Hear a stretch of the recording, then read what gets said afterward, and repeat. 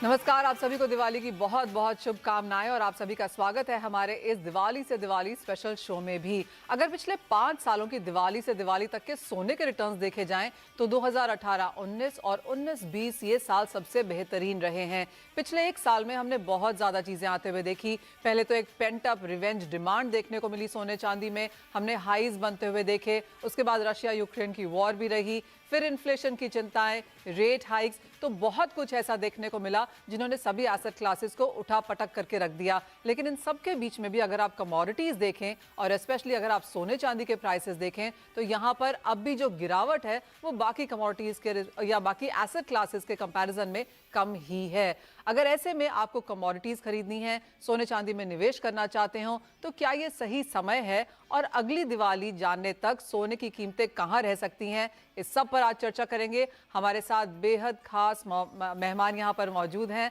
SMC capital के CMD doctor DK Agarwal, India bullion and jewellers association के national president Prithviraj Kothari ji, share India securities के director Suresh Arora और साथ ही साथ आनंद राठी वेल्थ के डिप्टी सीईओ फिरोज अजीज। आप सभी का कार्यक्रम में बहुत बहुत स्वागत है। शुरुआत यहां पर ओवरऑल कमोडिटीज के साथ कर लेते हैं और सुरेश जी, पहला सवाल आपसे ही है। पिछला एक साल अगर देखा जाए, और क्योंकि आप इक्विटीज भी देखते हैं, फंड्स भी देखते हैं, कमोडिटीज भी देखते हैं, आप कैसे देखते हैं पिछला एक संवत इन सभी एसेट क्लासेस के लिए? मनीषा जी, पहले तो धन्यवाद आपका बहुत बहुत, और मेरे और शेयर इंडिया परिवार की तरफ से आपको और सारे आपके सीएनबीसी आवाज के दर्शकों को दिवाली की बहुत बहुत शुभकामनाएं। अगर मैं पिछले एक साल की बात करूं तो इस दिवाली, लास्ट दिवाली से लेकर इस दिवाली तक सारी एसेट क्लास ने एक बहुत अच्छा रिटर्न दिया है। स्पेशली अगर हम कहें कि इक्विटी में तो पिछले एक साल में, पिछले संवत से लेकर इस संवत तक बहुत अच्छा रिटर्न बाजार ने दिया है। तो अगर मैं कमोडिटीज की बात करूं तो कमोडिटीज में भी गोल्ड और सिल्वर बाजार के उतार चढ़ाव को देखते हुए फिर भी स्टेबल रहे। सिल्वर ने पिछले एक साल के बीच में एक ठीक सा मूवमेंट बाजार को दिया है, जिसकी वजह से अच्छी एक रिटर्न रही है बाजार में।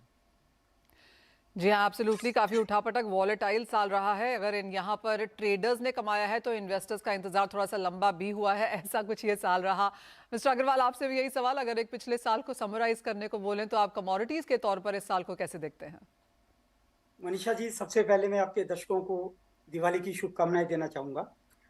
जहाँ तक वेरियस एसेट क्लास का सवाल है, अगर हम देखें नेस्डैक या अपने जितने भी इंडाइसेज हैं, इंटरनेशनल इंडाइसेज, एसएनपी है, सभी इंडाइसेज ऑलमोस्ट 20 से 25% गिरे हैं। और ऑफ कोर्स इंडिया का इंडाइसेस निफ्टी या सेंसेक्स इतना नहीं गिरा, बट उसके बहुत सारे अलग रीजन हैं। बट अगर हम ग्लोबल इकोनॉमी की बात करें और एज ए एसेट क्लास की बात करें तो जितनी भी एसेट क्लास है सभी ने लगभग सभी ने नुकसान दिया है। और गोल्ड और सिल्वर की अगर मैं बात करूं तो गोल्ड पिछले एक साल के अंदर, दिवाली से दिवाली की बात करूं तो इंटरनेशनली अगर मैं बात करता हूं तो गोल्ड ने लगभग 6% गिरावट आई है। और अगर मैं इंडिया की बात करता हूं, इंडिया के अंदर क्योंकि यहाँ पर रूपी के अंदर डिनोमिनेटेड होता है, तो इंडिया में गोल्ड ने 6% का पॉजिटिव रिटर्न दिया है, जो कि एक बहुत बड़ी बात है।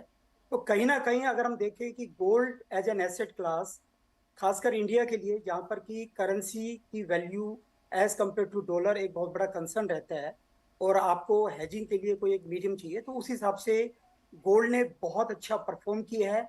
इंस्पाइट ऑफ सारे इंटरनेशनल मार्केट के अंदर जितनी भी एसेट क्लास है सभी ने खराब परफॉर्मेंस दिया, बट गोल्ड ने आउट परफॉर्म किया। जी हाँ, सोने ने क्लियरली पिछला एक संवत अगर आप देखें तो बहुत बेहतरीन यहाँ पर परफॉर्मेंस आई है। और क्योंकि हम यहाँ पर सोने और चांदी दोनों की ही बात कर रहे हैं, फिरोज, ये सवाल आपसे है। हमेशा एक कश्मकश रहती है कि सोना तो ठीक है आपके पोर्टफोलियो में होना ही चाहिए, लेकिन एक ट्रेडर के लिहाज से चांदी में भी यहाँ आपको ट्रेंड करना चाहिए। इस साल की अगर बात की जाए तो $28 का हाई था, $17 का लो था, तो एक बहुत बड़ा वॉलेटाइल मूव हमने चांदी में भी आता हुआ देखा। अगर आप मैथमेटिकल यहाँ पर कोई फॉर्मूला लगाना चाहें तो आप क्या चूज करेंगे, कैसे कोई निवेशक चूज करे? देखिए, पहले तो आपने एक चीज कही कि ट्रेडर, और आपने ये भी अल्फाज यूज किया निवेशक। अनफॉर्चुनेटली ऐसा होता था कि कमोडिटीज में निवेशक के लिए बहुत सारे जरिए नहीं थे गोल्ड के अलावा। अब सिल्वर के लिए भी निवेशक को ईटीएफ मिल गए हैं, वरना उनको एमसीएक्स पे पोजीशन लेके रोल ओवर करना पड़ता है या फिजिकल डिलीवरी लेनी पड़ती है। पहला तो ये बहुत बड़ा कदम है कि सिल्वर भी अभी इन्वेस्टिंग फेटर्निटी में आ गया, point 1। Point 2, coming back to your pointed question कि हमें गोल्ड और सिल्वर के बीच में कोई फॉर्मूला हो सकता है, तो जरूर हो सकता है। हम ये देखते हैं कि अगर हम गोल्ड को सिल्वर की प्राइस से डिवाइड करके देखें तो अगर ये जो रेशियो आता है आज 85 का रेशियो, मतलब सिल्वर 85 गुना चीपर है गोल्ड से, ये रेशियो 124 भी गया था, 31 भी गया था। जितना ये कम हो ये रेशियो, उतना आपको सिल्वर से दूर गोल्ड के परे रहना है, राइट? अगर ये 124 जाता है मतलब गोल्ड 124 गुना ज्यादा महंगा हो चुका है, तो आप न्यूमरेटर से निकल के डिनोमिनेटर में आ जाएं।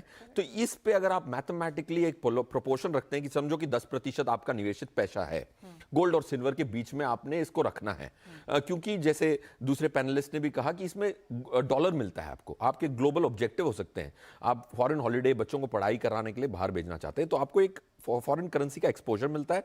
अगर ये दोनों में ही आपको करना है तालमेल, अगर 85 का रेशियो है तो मैं कहूंगा सिल्वर के प्रति रखूंगा। जब भी ये रेशियो 60 से नीचे जाता है तो आपको सिल्वर से हट के गोल्ड में जाना चाहिए। ये रेशियो पे अगर मैथमेटिकली 20 साल की बैक टेस्टिंग की जाए स्टैटिक पोर्टफोलियो से, ये डायनामिक पोर्टफोलियो 2% से ज्यादा आउट परफॉर्म करता है। ऑलराइट, यानी कि गोल्ड एंड सिल्वर की जो रेशियो है वहां पे डेफिनेटली यहाँ पर ध्यान रखना चाहिए। बहुत सारे सवाल हैं कोठारी जी, लेकिन आपको भी यहाँ पर चर्चा में शामिल करना चाहेंगे। पिछला 1 साल अगर हम देखें तो हॉलमार्किंग मैंडेटरी हुई, IIBX यहाँ पर स्टार्ट हुआ, हमने बहुत सारे कदम सरकार की तरफ से आते हुए देखे, इंपोर्ट ड्यूटी यहाँ पर इजाफा हुआ, प्लैटिनम की ड्यूटी में भी यहाँ पर इजाफा हुआ। कैसे देखते हैं आप पिछला 1 साल ओवरऑल इंडस्ट्री के तहत? देखिए, सबसे पहले मनीषा जी, मैं इंडिया बुलियन ज्वेलर्स की तरफ से सभी को दीपावली की हार्दिक शुभकामनाएं देता हूं। पूरा साल अगर देखा जाए तो काफी अच्छा रहा। सोना अगर आप देखोगे तो ऑल 365 डेज अगर आप देखो तो पूरा इंपोर्ट चालू रहा। इवन गोल्ड डोरे बार भी आप अगर देखो, फिर अपना बैंक का भी इंपोर्ट देखिए, तो पूरा साल इंपोर्ट रहा। और इस पूरे साल के अंदर हर एक लोगों ने जितने भी जो भी चेंजेस आए हैं, जैसे हॉलमार्किंग का आया, HUID का आया, तो हर एक ने इसको वेलकम किया है कि काफी सालों से हम लोग हॉलमार्किंग मैंडेटरी के लिए प्रयास कर रहे थे। उसके बाद में जैसे जैसे चेंजेस आया, IIBX एक्सचेंज आया तो उसकी भी थी, अब सिल्वर ETF आया, उसके लिए भी हम लोग ने उसकी बहुत मेहनत, काफी सालों से मेहनत की थी कि सिल्वर को एसेट क्लास में डालने के लिए।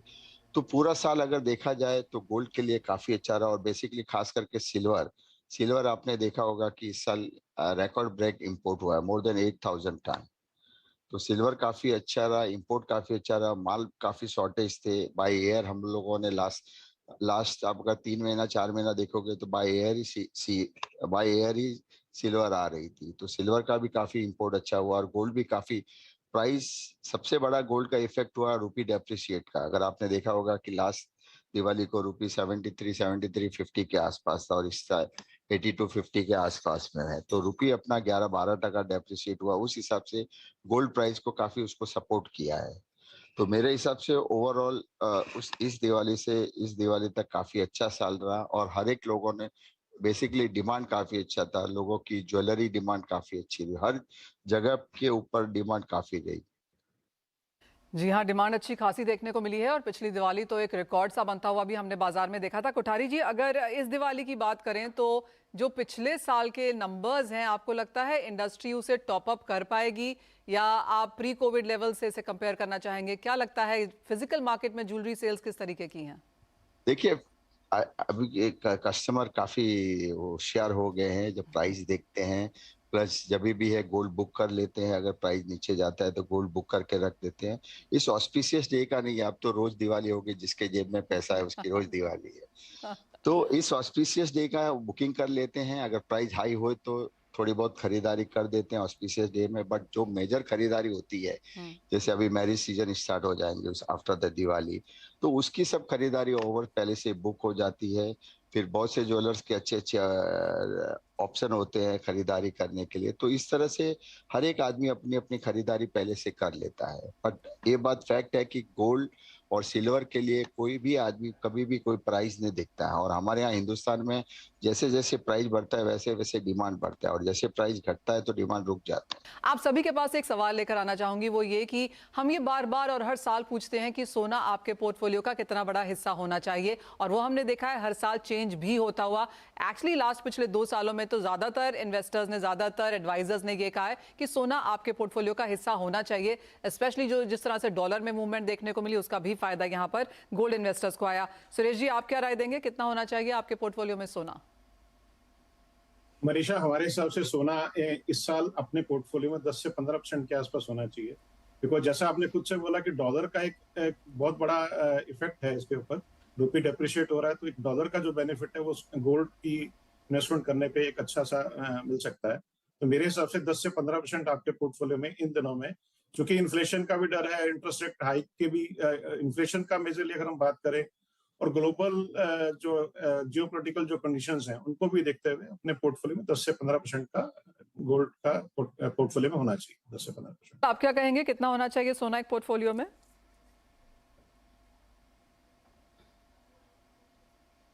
मनीषा जी, मैं जवाब दूं इसका? हाँ जी, मिस्टर अग्रवाल आपसे पूछ रही थी कितना सोना आप रखेंगे पोर्टफोलियो में, क्या एडवाइस देंगे? हाँ, देखिए, सबसे पहले हमें ये अंडरस्टैंड करना पड़ेगा कि सोने का रोल क्या है। सोना, इसको हम बोलते हैं कि ये हेज अगेंस्ट इन्फ्लेशन है, हेज अगेंस्ट जो अनसर्टेनिटी होती है पूरे वर्ल्ड के अंदर। मान लीजिए, हमने देखा कि यूक्रेन रशिया वॉर है, और ईरान और यूएस का भी एक स्टैंड ऑफ चल रहा है न्यूक्लियर इंस्टॉलेशन के ऊपर, और ऐसे ही चाइना ताइवान का इशू चल रहा है। और यू नेवर नो कि वर्ल्ड में जिस हिसाब से डायनामिक्स चेंज हो रहे हैं, जियोपॉलिटिकल कंडीशन चेंज हो रही है, सिचुएशन बहुत ही डिफिकल्ट होती है, एंड मार्केट के अंदर काफी अनसर्टेनिटी बनी हुई है। तो ऐसे केस में सोना as a hedge against uncertainty, against bad times, as a safe haven investment इसको मानते हैं। अगेन, सोना as a hedge against currency risk है, as a hedge against inflation है। तो मेरा मानना है कि सोने का एक बहुत बड़ा रोल है, और एज ए पोर्टफोलियो डाइवर्सिफायर, आपने रिस्कियर एसेट्स में पैसा लगाया हुआ है, तो आपका कुछ पैसा सेफ हेवन एसेट्स के अंदर भी होना चाहिए, और गोल्ड एक बहुत ही अच्छा सेफ हेवन इन्वेस्टमेंट है। और मेरे हिसाब से कम 10 से 15% का मिनिमम आपके पोर्टफोलियो में ये होना चाहिए। तो इन सबको देखते हुए जो रिस्कियर एसेट्स हैं उनमें कहीं ना कहीं काफी प्रेशर रहेगा, और ऐसे में आपके पोर्टफोलियो में अगर एक डाइवर्सिफायर है, एक इस तरह की एसेट क्लास है जो कि इन सब चीजों से इतनी अफेक्ट नहीं होती, तो आई थिंक सोने का एक बहुत बड़ा रोल है अपने पोर्टफोलियो में। ऑलराइट, कोठारी जी, ये सवाल आपसे है, अगर 100 रुपए हो तो कितना सोने और कितना चांदी में डालना चाहिए अगले 1 साल के लिए? देखिए, मेरा पूरा अलग ही है। मैं तो अगर कहता हूँ कि 100 रुपया हुए तो 100 रुपए का सोना ही रखना चाहिए। अगर आपको किसी भी चीज की जरूरत है, अगर 10 रुपए की आपको जरूरत है, तो उतना सोना आप मार्केट में बेच के उसको एनकैश करना चाहिए। Okay. एक कहावत है कि हमारे परदादा जी और दादाजी ये कहते थे कि जब बेटा जब दाल और चावल के भाव बढ़ जाए तो सीधा बाजार में जाके सोना खरीद लेने का। उनको नहीं पता होता था कि इन्फ्लेशन क्या है, इंटरेस्ट रेट फेयर क्या है। उनको सिर्फ इतना पता था कि चावल और दाल के भाव बढ़ जाए तो मार्केट में जाके सोना खरीद लेना चाहिए। तो वही आज भी ऐसा ही हो रहा है कि जैसे इन्फ्लेशन बढ़ता है वैसे वैसे गोल्ड की कीमत बढ़ती जाती है। ऑलराइट, तो ये पूरा का पूरा पैसा यहाँ पर सोने में डालने वाले हैं। फिरोज, सभी लोग अपना पोर्टफोलियो यहाँ पर पूरा बनाते हैं, लेकिन हम सोने चांदी की बात तो यहाँ पर करते ही हैं, लेकिन बियॉन्ड सोना चांदी जो बाकी कमोडिटीज़ हैं, क्योंकि यहाँ पर भी उठापटक देखने को मिली है, जैसे कोठारी जी कह रहे हैं दाल चावल के प्राइसेस भी बढ़ रहे हैं। अगर हम मेटल्स देखें, एनर्जी देखें, एग्रीकल्चर कमोडिटीज़ देखें, एक पोर्टफोलियो में उनकी कितनी जगह है? देखिए, पोर्टफोलियो में तो जगह है, बट क्या पोर्टफोलियो में बनने के लिए माध्यम है? क्या इन्वेस्टर के लिए व्हीकल है? गोल्ड पे सीमित था, अब सिल्वर आया है। बेस मेटल प्रेशियस भी हो जाएंगे कभी, अगर उनके माध्यम हो कि एक निवेशक डाल के उसको डीमैट में 10 साल के लिए छोड़ सके। आज आप गवर्नमेंट का बॉन्ड 10 साल के लिए छोड़ सकते हैं, प्रॉपर्टी 20-20 साल तक के लिए होल्ड कर सकते हैं, तो जिंक क्यों नहीं? राइट, वो माध्यम नहीं है। एंड मेरी ये कामना है कि इंडिया उसका भी माध्यम बनाए, ताकि ट्रेडर को ही नहीं, कमोडिटीज का फायदा इन्वेस्टर को भी हो सके। पॉइंट 1। पॉइंट 2, मैं वो सवाल जरूर जवाब देना चाहूंगा कि गोल्ड और सिल्वर में क्या प्रोपोर्शन होना चाहिए। तो इंसान जब सोना खरीदता है वो बेचता नहीं है। ये हमें इमोशनल एस्पेक्ट को मद्देनजर रख के लॉन्ग टर्म रिटर्न देखनी है। तो 9.3 है, तो 100% इसमें डाल दूंगा। तो 100 रुपए जो 100% अगर इसमें डालता हूं तो 10 साल में 9% पे होते हैं सिर्फ 250 रुपए। मगर वही इक्विटी में डालता हूं तो होते हैं 400 रुपए। Right, so it is equity में कितना डाला उसका 1/4 आप गोल्ड में जरूर डाल सकते हो। ऑलराइट, तो ये ऑफ कोर्स एक स्ट्रैटेजी है जो आपको यहाँ पर आगे बना के चलनी चाहिए। पिछले कई सालों की जो बहुत सारी रिसर्चेज हैं, मैथमेटिकल फॉर्मूलाज हैं, वो हमारे पैनलिस्ट आपको बता रहे हैं, और ऑफ कोर्स अपना तजुर्बा भी आपके साथ यहाँ पर शेयर कर रहे हैं। ये तो बात करी हमने कि पिछले संवत में यहाँ पर क्या हुआ है और क्या ट्रेंड्स बन सकते हैं, लेकिन इस ब्रेक के बाद जब हम लौटेंगे तो आपके लिए श्योर शॉर्ट स्ट्रैटेजीज लेके आएंगे कि आपको अपना पैसा इस संवत कहाँ लगाना है, अगले संवत उसे आप कहाँ देख सकते हैं। इस ब्रेक के बाद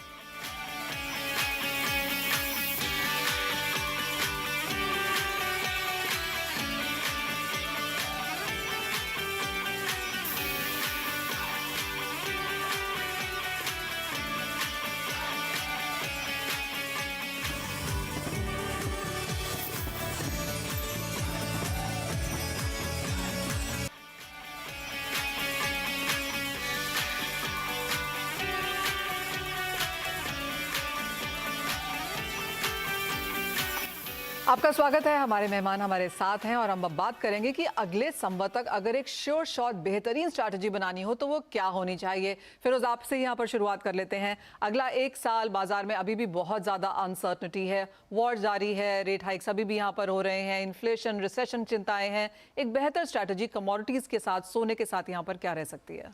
कि मेरे हिसाब से बेहतरीन स्ट्रेटेजी बनाने के लिए आपको एक एसेट क्लास सही लेना पड़ता है, फिर प्रोडक्ट चॉइस सही करनी पड़ती है। अगर ये दोनों में भी गड़बड़ा गए कहीं, और तीसरी होती है टाइमिंग। मेरे हिसाब से टाइमिंग इतनी महत्वपूर्ण नहीं है इन्वेस्टर के लिए, ट्रेडर के लिए उससे ज्यादा कोई चीज महत्वपूर्ण नहीं है।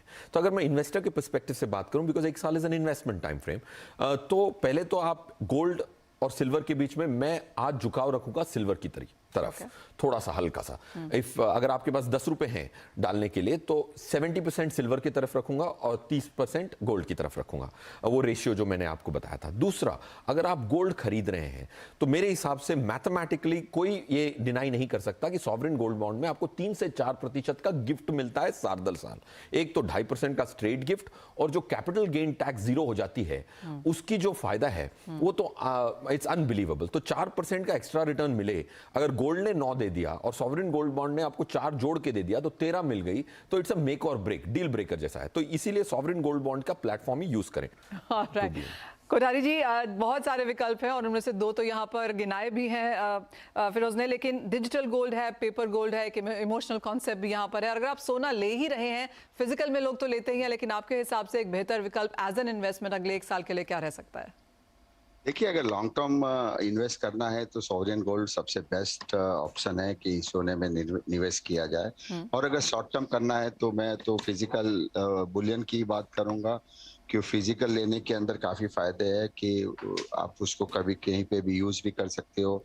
अगर ज्वेलरी बनानी है तो उसको एक्सचेंज कर सकते हो, और आपको मेकिंग चार्जेस और वेस्टेज देना पड़ता है। तो मेरा यही मानना है कि सोना और चांदी, मैं भी ये भी मानता हूं कि चांदी काफी अच्छी रिटर्न देगी। उसका फिजिकल डिमांड काफी हर जगह पे, इंडस्ट्रियल यूज है, ग्रीन एनर्जी यूज, सब जगह पे चांदी का भी कंजम्पशन काफी बढ़ गया है और शॉर्टेज भी है चांदी। मुझे सोने के मुकाबले में चांदी काफी बुलिशनेस लग रही है, और अगले साल अगर आप देखोगे तो चांदी में मुझे जो 6 डिजिट के अंदर मुझे चांदी लग रही है। ऑलराइट, 6 डिजिट के अंदर चांदी नजर आती है। क्लियरली चांदी के ऊपर काफी बुलिशनेस है यहाँ पर। सुरेश जी, आपका पोर्टफोलियो कैसा दिखेगा अगले 1 साल के लिए? मनीषा, अगर मुझे अपना पोर्टफोलियो बनाना होगा और 100 रुपए अगर इस पे खर्च करना है तो मैं 20 रुपए अपना गोल्ड पे लगाऊंगा और 80% में सिल्वर में इन्वेस्ट करना चाहूंगा। जैसे हमारे दूसरे पैनलिस्ट भी बोल रहे हैं कि सिल्वर काफी बुलिश लग रही है, हमारी अपनी सोच भी यही है कि गोल्ड के कंपैरिजन में सिल्वर इस पर काफी अच्छा रिटर्न देना चाहिए। तो मेरे पोर्टफोलियो में अगर 100 रुपया है तो 20 रुपया गोल्ड के लिए और 80 रुपया सिल्वर के लिए जाना चाहिए। और सिल्वर और गोल्ड में अगर इन्वेस्टमेंट के लिए जाना है तो उसके जरिए अलग अलग है। जैसे फिरोज ने भी पहले बोला कि गोल्ड ETF या गोल्ड सॉवरेन बॉन्ड में सबसे बेस्ट इन्वेस्टमेंट रहेगा। और अब तो सिल्वर ETF की भी ऑप्शन हमारे पास है। तो मेरे हिसाब से अगर लॉन्ग टर्म इन्वेस्टमेंट अगले आने वाले 100 साल के लिए देखा जाए तो सिल्वर को मैं प्रेफर करूंगा गोल्ड की।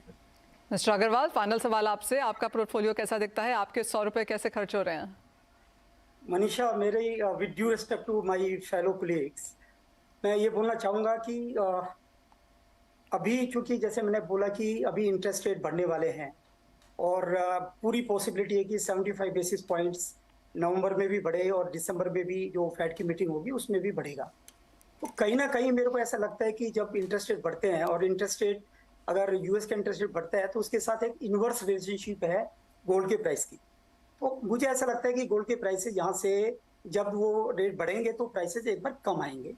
तो अगर यहाँ से 3 से 5% अगर गोल्ड गिरता है बाई ऑन डिप स्ट्रेटेजी के अंदर आप गोल्ड लें। और जहाँ तक चांदी की बात है, मैं इसमें भी with due respect to my all the fellow speaker मैं बोलना चाहूंगा कि मैं थोड़ा डिफर करता हूँ। जो सिल्वर है इसका एक इंडस्ट्री डिमांड है, और चूंकि वर्ल्ड बैंक ने भी, IMF ने भी, सभी ने एक चेतावनी दी है कि आने वाले सालों के अंदर, मे बी 2023 के अंदर सभी लोग रिसेशन देख रहे हैं। और ये पक्की बात है कि जब इतना हाई इंटरेस्ट रेट होता है कहीं ना कहीं इकोनॉमी अफेक्ट होती है जी। जो पहले हमारी इकोनॉमी 6.2% से ग्रो हुई थी लास्ट ईयर, अभी इस बार 3.2% का टारगेट है ग्रो करने का, और अगले साल 2.7% का एक प्रोजेक्शन है जो कि इकोनॉमी ग्रो करेगी, वर्ल्ड इकोनॉमी। जी हाँ। तो मेरा ये मानना है कि अभी वी शुड लुक एट, हमें ये देखना चाहिए कि अल्टीमेटली अगर वर्ल्ड इकोनॉमी किस हिसाब से बिहेव करती है, अगर वर्ल्ड इकोनॉमी में रिसेशन नहीं आता या ये जो अभी फेड ने जो मेजर्स लिए इंटरेस्ट रेट के ऊपर, अगर वो वर्क करते हैं, क्योंकि एक लैग इफेक्ट होता है और इन्फ्लेशन कंट्रोल में आता है और कहीं ना कहीं ये जो हम एक फियर है वो फियर नहीं होते, तो डेफिनेटली सिल्वर एक बहुत ही अच्छा बाई होगा और उस समय मैं सिल्वर को लेना चाहूंगा और अच्छी क्वांटिटी में अच्छे रेशियो के अंदर मैं उसको रिकमेंड करूंगा उस समय लेने के लिए। बट लेकिन अभी मैं यही बोलूंगा कि अभी आप गोल्ड में इन्वेस्ट करें Okay. और 20% 25% भी कर सकते हैं आपकी रिस्क प्रोफाइल के हिसाब से, but gold is a better investment in any case. All right, यानी कि सोने पे यहाँ पर ज़्यादा भरोसा है और चांदी ऑफ कोर्स आपको यहाँ पर बेहतर रिटर्न दे सकती है। आगे जाके थोड़े से ifs and buts of course वहाँ पर लगाए गए हैं। तो ये हमारा पैनल है जिसने आपको बताया है कि आप अपना सुनहरा portfolio with the silver lining कैसे बनाएं। आप सभी का बहुत शुक्रिया एक बार फिर से यहाँ पर कार्यक्रम में आने के लिए और आप सभी को दिवाली की ढेर सारी शुभकामनाएं। नमस्कार।